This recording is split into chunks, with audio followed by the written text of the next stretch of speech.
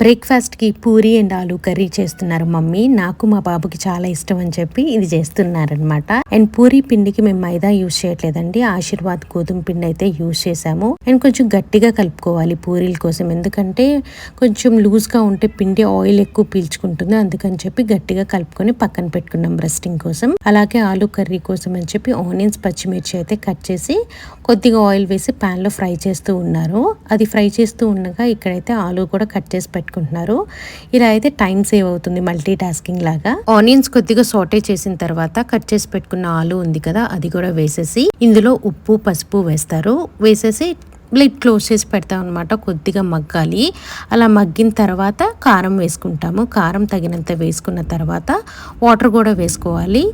Water వేసుకుంటే చక్కగా ఆలు బాయిల్ అవుతుంది కదా. నేనైతే ప్రెషర్ కుక్కర్లో చేసేస్తాను, మమ్మీ అయితే ప్రెషర్ కుక్కర్ వద్దు అని చెప్పి ప్యాన్లో అయితే చేస్తూ ఉన్నారనమాట. ఇంకో పక్కన ఇక్కడ పూరీలు ఫ్రై చేసుకోవడానికి కడాయిలో ఆయిల్ వేసి పెట్టారు. అండ్ ఈ పూరీ పిండి ఉంది కదా, దీన్ని చక్కగా బాల్స్ లాగా చేసుకొని పక్కన పెట్టుకోవాలండి. మా మమ్మీ దగ్గర అయితే పూరీ ప్రెస్సింగ్ మెషిన్ ఉందన్నమాట. అది మా మమ్మీ పెళ్ళిలోదనమాట. ఇప్పుడు కూడా యూజ్ చేస్తున్నారు. దీంతో ప్రెస్ చేస్తే మనం ఆ బాల్స్ ని చక్కగా కూడా నీట్గా మనకి ఈక్వల్ షేప్ లో వచ్చి మంచిగా పొంగుతాయి. ఇక్కడ ఆలు కూడా మగ్గిపోతే కొత్తిమీర వేసేసి ఇంకా ఆఫ్ చేసేసారు.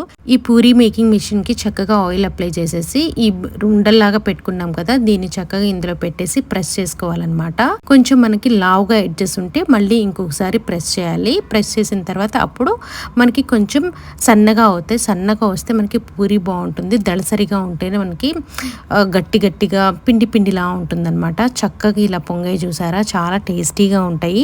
మైదా కలపొద్దండి, చక్కగా గోధుమ పిండితోనే మనకి పూరీలు చాలా బాగా వస్తాయి. ఈజీగా పూరీ ప్రెస్సింగ్ మిషన్తో పూరీలు చేసేసి ఇక్కడైతే రెడీ చేసేస్తూ ఉన్నారు. ఇంకా బ్రేక్ఫాస్ట్ తినేయటమే. కర్రీ కూడా అయిపోయింది, పూరీలన్నీ కూడా రెడీ చేసేసారు. వేడి వేడిగా మంచిగా పొంగితే పూరి ఎంత బాగుంటుందో కదా. ఇంకా బ్రేక్ఫాస్ట్ అయితే మేము కంప్లీట్ చేసేస్తున్నాం.